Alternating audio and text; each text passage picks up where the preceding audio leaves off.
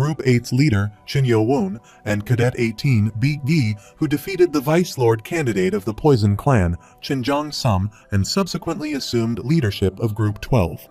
He muses on the unexpected volunteers, finding it quite exhilarating. Chin Yo-woon notices Beat Gi and considers him the one who assumed leadership of Group 12 instead of Chin Jong-sum. Observing him from this vantage point, he appears quite fierce. Lee Hwa Myung chuckles and remarks that he appreciates the determination in their eyes.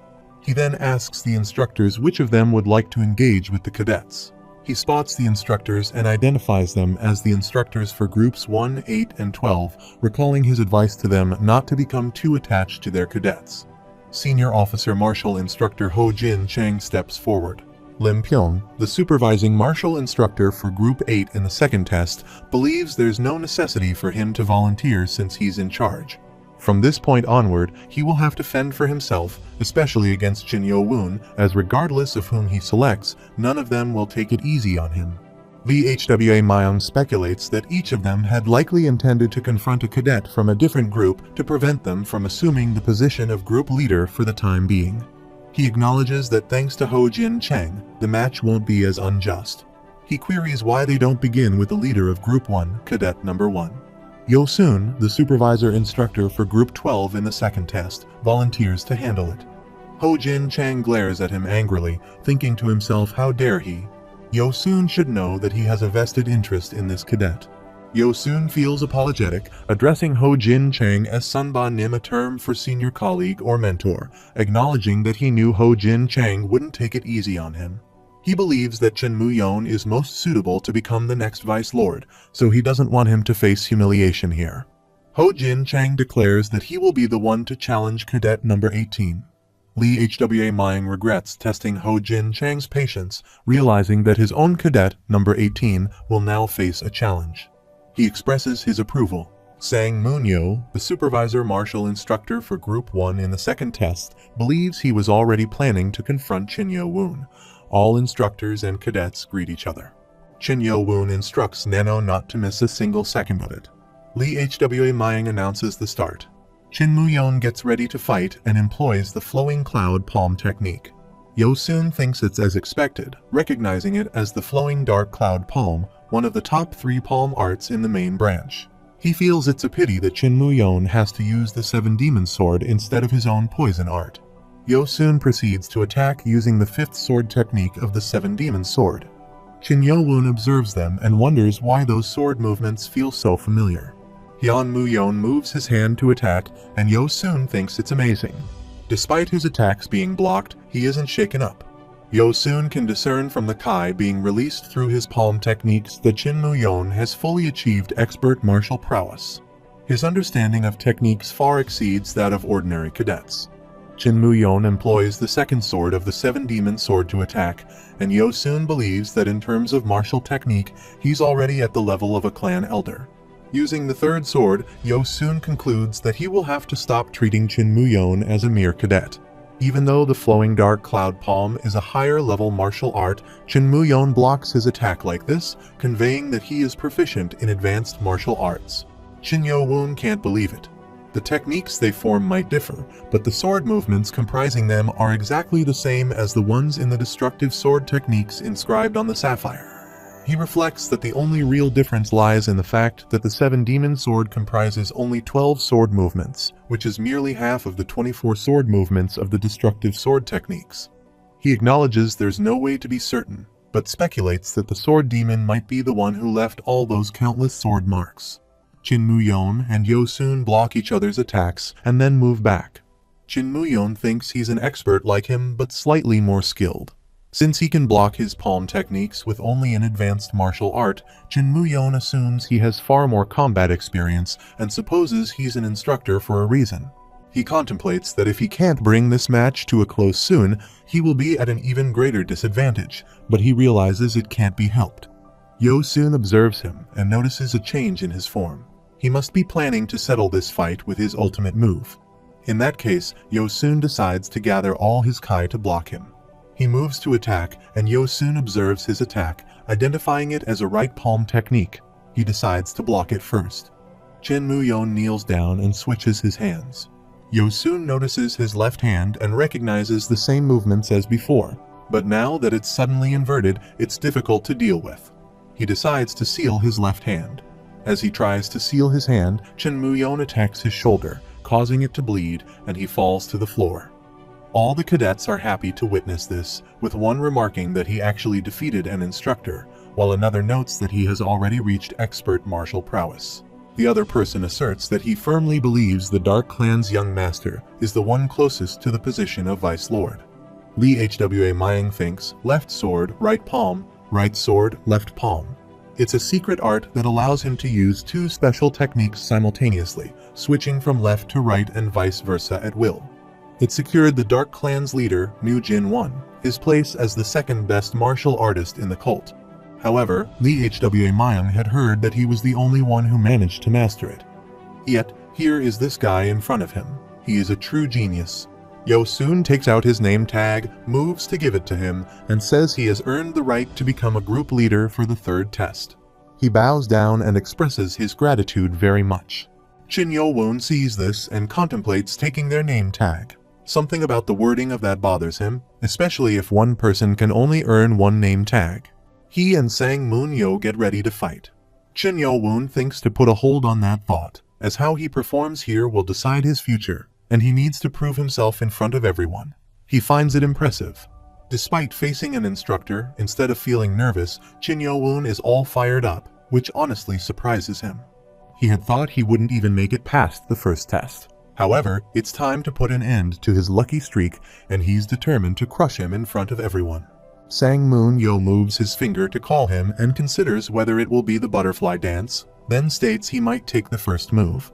Jin Yo-won considers that he may have reached expert prowess, but acknowledges he still lacks compared to a true expert, and letting him have the first strike is proof that he is underestimating him. He believes with the 10-star Kai technique, he can finish this in one attack and move to strike. Sang Moon-yo, observing his speed, halts his attack. He reflects on being pushed 5 steps back, even after blocking with the 7-star Kai technique, recognizing his great internal energy, but acknowledging that his external energy is too powerful. He curses inwardly, resolving not to simply yield to him. Sang Moon-yo blocks the attack and considers that he is being humiliated. He retaliates by attacking and pushing his opponent away. Sang Moon-yo prepares to attack again, reflecting that his Kai is still somewhat inferior to that of a true expert, and questions whether his opponent thinks he can escape. He employs the 7-demon sword technique, utilizing the 4th and 6th sword techniques. Chin Yo-won believes he can discern it. Even without Nano's assistance, he can perceive that his opponent's sword techniques are unstable. He compares these techniques to the destructive ones on the Sapphire, considering them to be child's play, and moves to counterattack. However, Chin Yo-won sidesteps and reflects that his opponent has created the opening himself, regarding him as a fool. He plans to finish the fight with his second technique and executes it, shocking everyone who witnesses it. Li Hwa Mayang is incredulous, he can't believe it. He nullified the techniques of the 7 demon swords with just the basic moves of the butterfly dance. Sang Moon-yo becomes angry and thinks, damn it, to be pushed back by this brat's technique. Since it has come to this, he is going to knock him out with the 10-star Kai technique to internally injure him and move to attack him. Li Hwa Mayang observes him and considers it a lethal technique. He finds it crazy. Chin Yo-won tries to defend himself, but is struck by a magic strike, causing him to spit out blood. He reflects on his internal energy.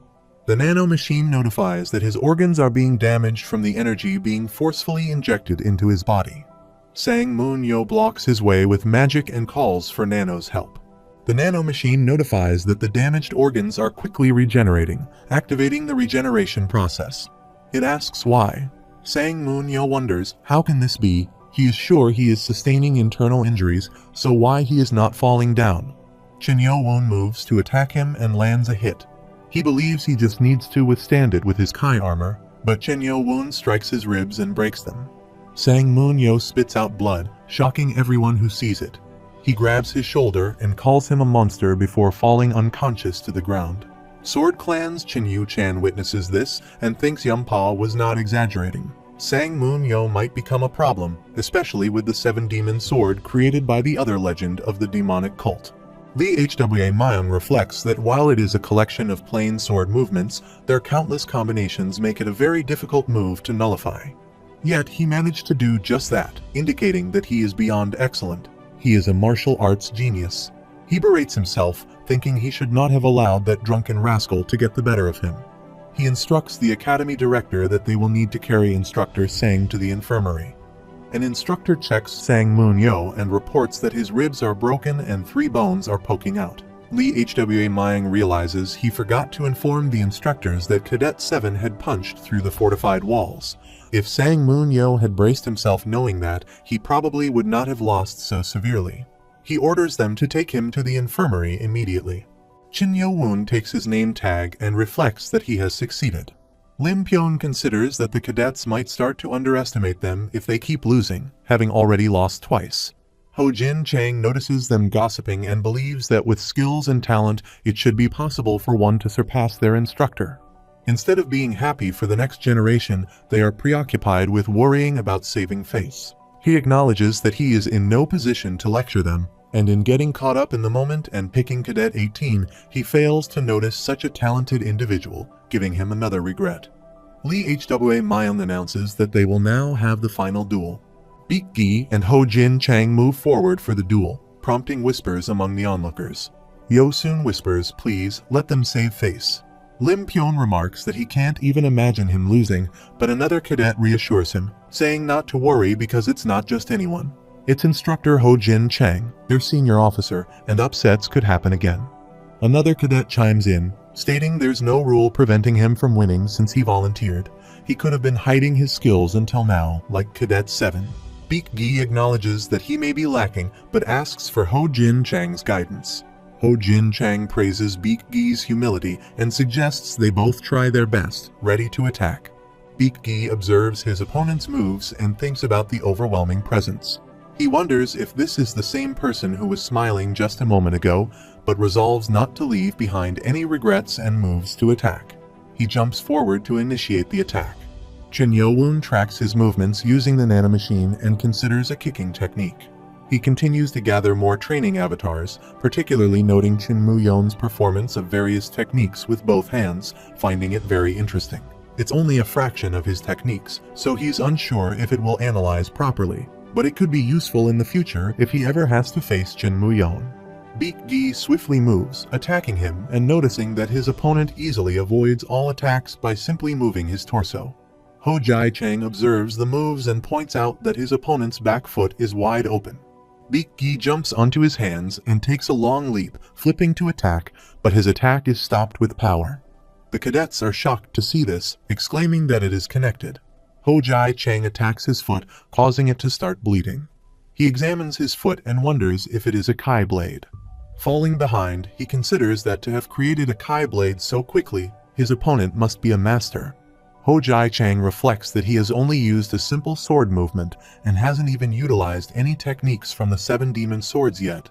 He mentions his specialization in kicking techniques, but acknowledges that he can't use his right foot now, questioning what he will do. He thinks his opponent is much stronger than the previous instructors. Baek Gi stands up with his broken foot, ready to fight again, and reflects that with this much skill difference, it might be a stretch, but he needs to try and finish this match with one technique. He acknowledges that his opponent has quite the fighting spirit. Baek Gi quickly runs and jumps to attack. He reflects that even with an injured foot, his opponent is not backing down and is quite the determined young man. He attempts to attack, but Baek Gi bends down and aims for his legs. He realizes that this kid has also achieved expert prowess and uses his power to counterattack. Baek Gi considers an afterimage technique, and his opponent falls for it. He remarks that his opponent was not too bad, expressing regret, and launches an attack that hits hard, throwing his opponent away. The cadets are shocked to see this, and one of them says no, he lost. Another cadet comments on how he went down after just a few techniques, emphasizing that it is no easy task to face an instructor. Another cadet mentions that Cadet 1 and Cadet 7 were just monsters. Baek Gi spits out blood and acknowledges his loss, realizing that if he had not gone easy on his opponent and had used a Kai blade, it would have pierced his heart. Chin Yo-woon observes this and thinks that Baek Gi was just unlucky. If he had faced an instructor who was not a master, he might have had a chance. He speculates that the other instructors are probably glad that Beak Gi lost.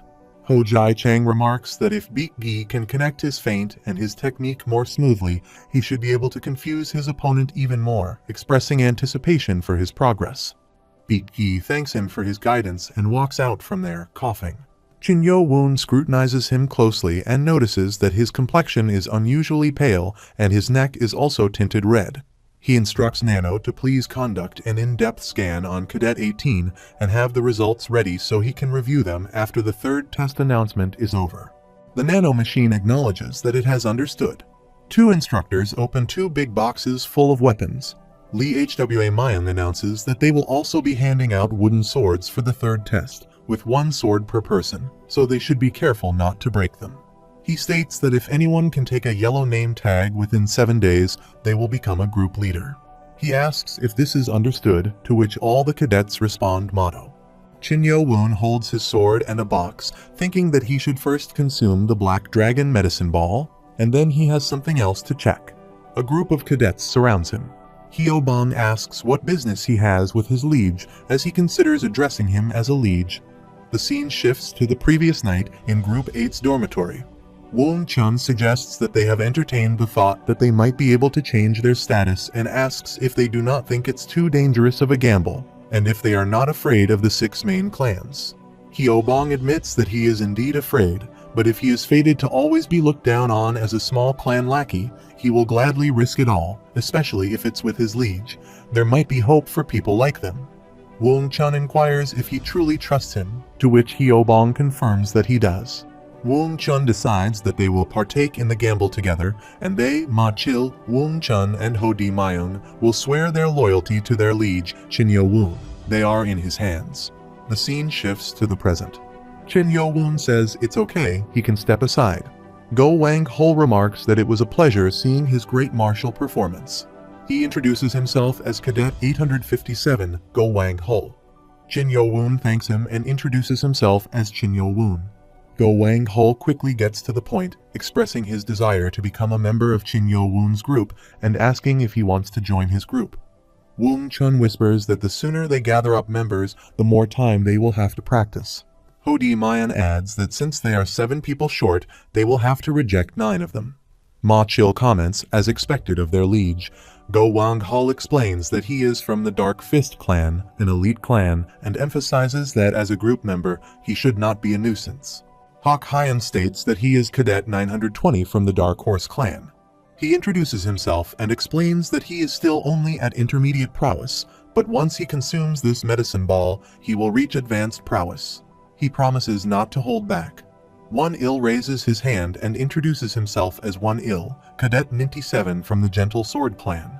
He mentions that he has also reached advanced prowess, so he knows he can be of use to the young master.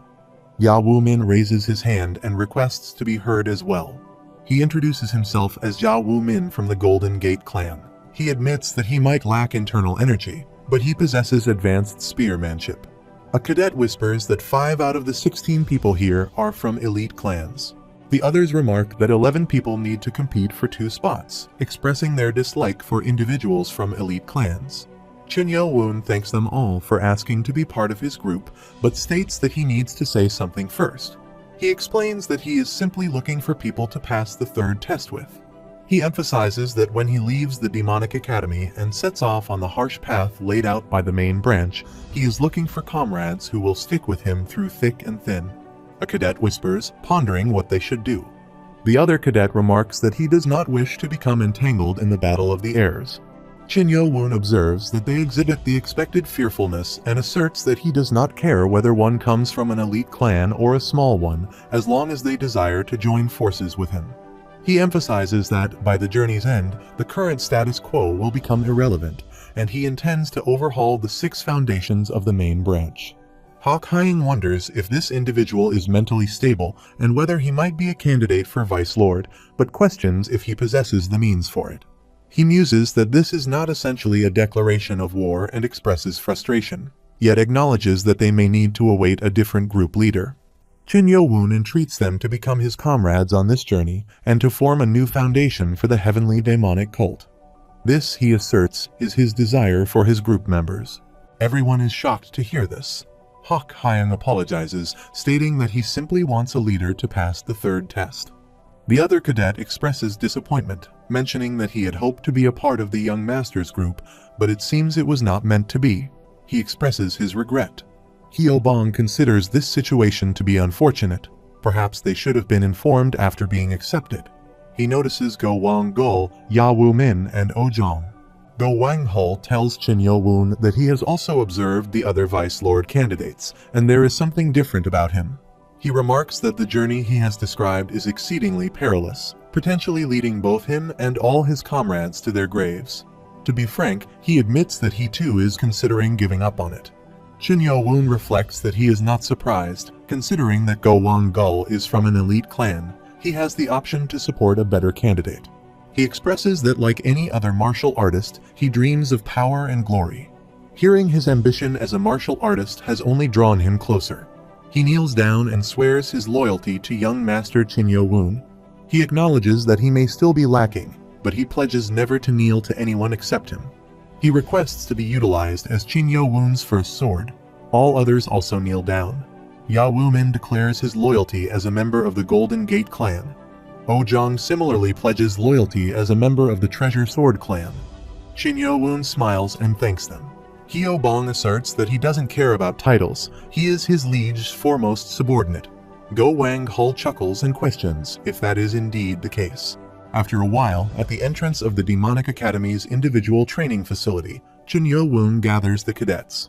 He announces that today he wants them to absorb the medicine ball and memorize the entire text of the Seven Demon Sword. He confirms this plan and adds that starting tomorrow morning they will train together and he will personally inspect their movements and techniques. They believe they made the right choice in selecting him as their leader and appreciate the care he shows them. Chin Yo-woon resolves to instill knowledge in them until they learn, much like how his sensei did it. He instructs them to proceed to their individual training rooms and suggests regrouping around 10 o'clock at night after they have consumed the medicine balls. They all agree with enthusiasm. After a while, Chin Yo-woon walks into the lobby and Go Wang Hul calls out to him from behind. He turns back and asks if there is something Go Wang Hul wants to say. Go Wang Hul expresses his concern that he might be worrying about nothing, but he believes that from now on, Chin Yo-woon should always have him or another subordinate accompany him at all times. He explains that he is troubled by how they were instructed to take the yellow name tags from the instructors.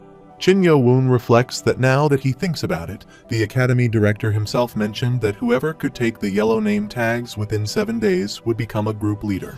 He speculates that the real objective is not to make them defeat the instructors, but instead to make the cadets take the name tags from each other. He mentions that since his liege has significantly fewer men than Cadet 1 from the Dark Clan, he might become a target, so it wouldn't be bad to be cautious. Chin Yo-woon expresses his appreciation for the advice. Go Wang Hul replies that it's only natural, as he swore to serve Chin Yo-woon as his liege, and he shall use the training room next to him. However, Chin Yo-woon explains that's not where he is headed. Due to certain reasons, he is now using the training rooms over there. Go Wang Hul asks if that place is not only permitted for cadets who have reached expert prowess. He adds that he will try his best to reach expert prowess as soon as possible so that he can use the same training facility as his liege. Chin Yo-woon acknowledges this with an alright. After a while, Chin Yo-woon engages in practice and reflects on the experience, realizing what it's like to be a true expert. He acknowledges that he has surpassed 60 years of Kai, and if he imbues a blade or a sword with this, he should be able to form a proper Kai weapon. He expresses gratitude, thanking Nano for helping him absorb it. Nano responds affirmatively, acknowledging its role in the process. Chin Yo-woon questions if there is no concept of humility in the future. Nano assures him that humility exists. Chin Yo-woon accepts this and requests to see the video of Beak Gee's earlier fight. Nano acknowledges the request and informs that augmented reality will be enabled in the user's vision to replay the video. Chin Yo-woon watches the dual video and instructs to pause and zoom in on Beak Gee. Nano complies, zooming in on the target. Chin Yo-woon further directs to zoom in closer on the face and neck.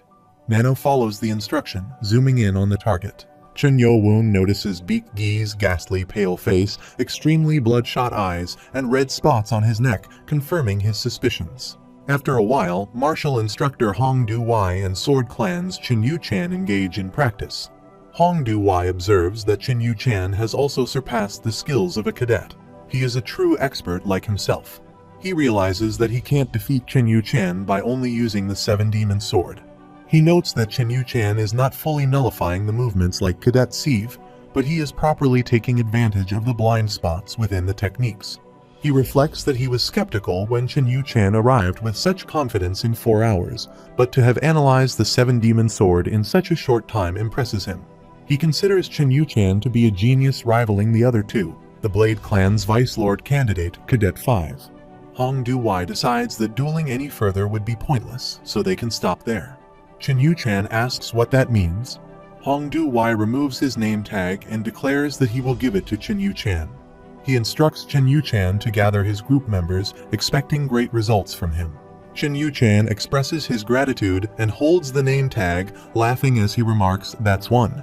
He then asks who he should go for next. Meanwhile, at the Demonic Academy restaurant, Beak-gi sits eating his food.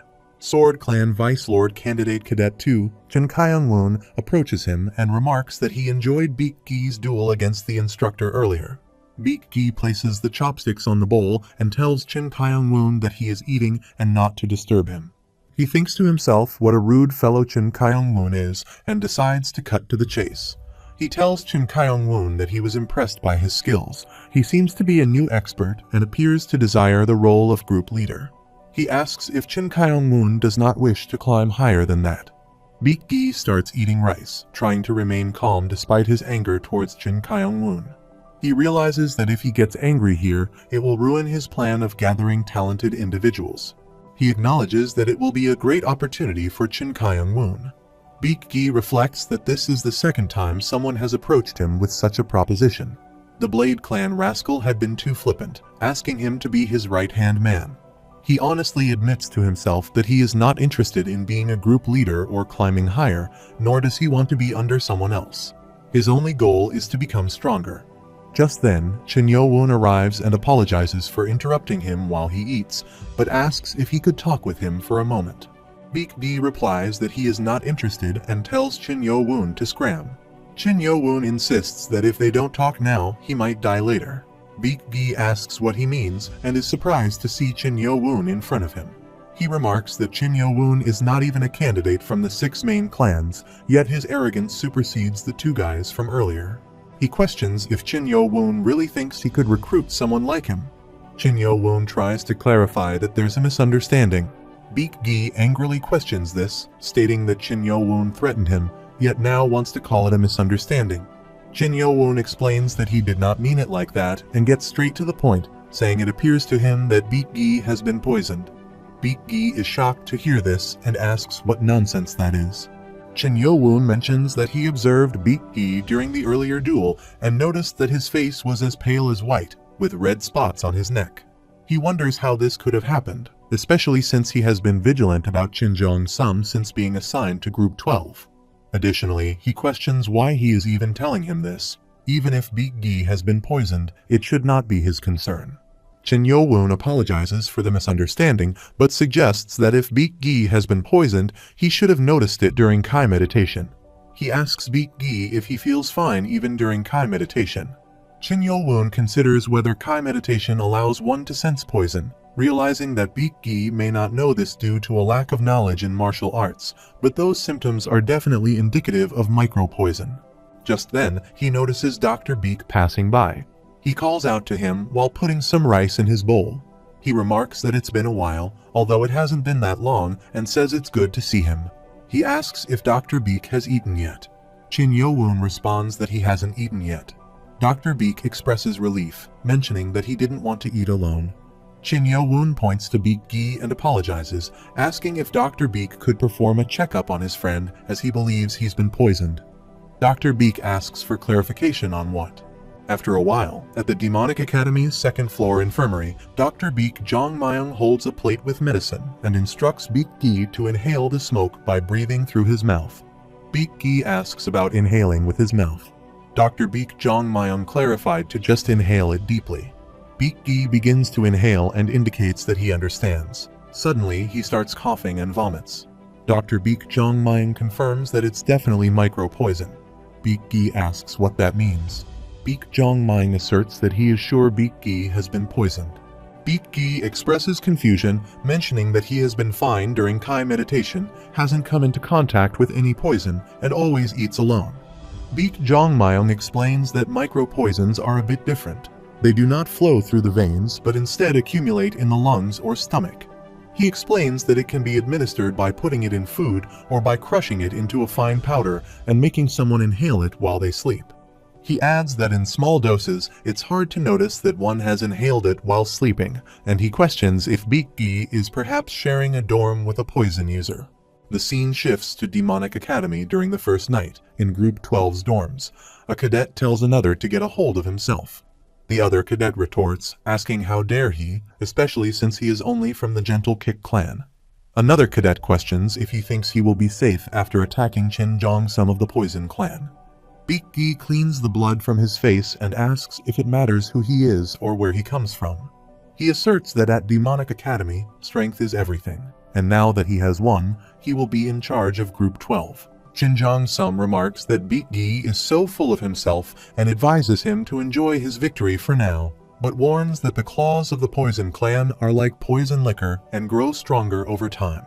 The scene shifts back to the present, and Baek-gi reflects that this is what Chin Jong-sum meant back then. Baek Jong-myung expresses his relief that they discovered it so soon, stating that if Baek-gi takes an antidote for 7 days, he will be as good as new. Chin Yo-woon asks if it isn't quite serious if red spots are appearing on Baek-gi's neck. Baek Jong-myung explains that indeed it is serious, but Baek-gi mentioned getting hit on the chest during his duel, so the symptoms became pronounced for a moment due to lung stimulation. He adds that if the symptoms were present all the time, not even a godly doctor could save him. Chin Yo-woon inquires how Baek Jong-myung knows so much about this poison.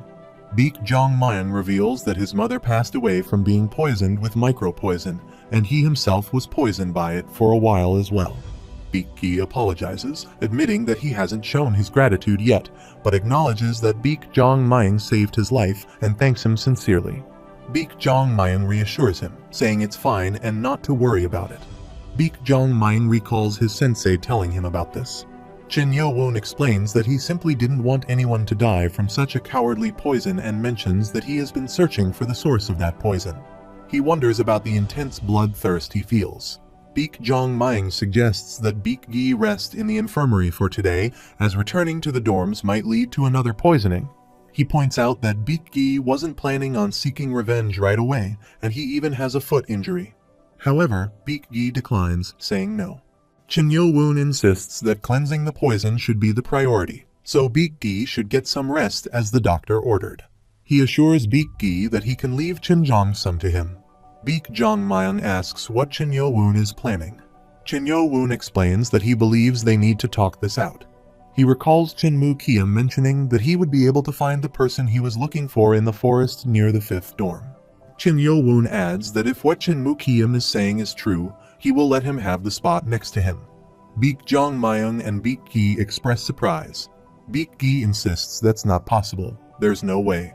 Chin Moo-kiam sits behind the curtain and silently hopes that Baek-gi and the crazy man from the Poison clan will fight each other to the death, and actually, he hopes Baek-gi dies. He confirms to himself that it's him. He looks him in the eyes. Baek-gi pleads for him to calm down. Meanwhile, Chin Jong-sum walks in the forest holding a light. He remarks that because the instructor stays in a 5th dorm, there really is no one else around, making it the perfect place to collect poisonous plants. He reflects that thanks to the medicine ball, he now has the internal energy of a new expert. He believes that if he works hard for just a few more days, he will achieve the 5th level of the Poison of Destruction. He notes that up until the 4th level, it was all basic techniques, but starting from the 5th level, it becomes deadlier thanks to the poison techniques. He then thinks that without even using something like micro-poisons, he will be able to make that cocky Baek-gi kneel in front of him. He laughs and remarks that he will kill him with his own hands before the micro-poison makes him. Chin Yo-woon arrives and asks what has made him so happy. Startled, he turns back and wonders who's there. He thinks it doesn't sound like a martial instructor, but he can't see them clearly because of the weak lantern. Chin Yo-woon asks if he is feeling good after playing with micro-poisons. Confused, he asks what Chin Yo-woon is doing here and wonders if he misheard about the micro-poison. Chin Yo-woon mentions the red spots on Beak Gi's neck and questions if he really thought he couldn't figure it out. He asks how he did, then suddenly recalls something, laughs, and says, "That's right." He continues laughing and asks how Chin Yo-woon figured it out. He starts to mention something about Chin Yo-woon's mother, but before he can finish his sentence, Chin Yo-woon hits him hard in the face.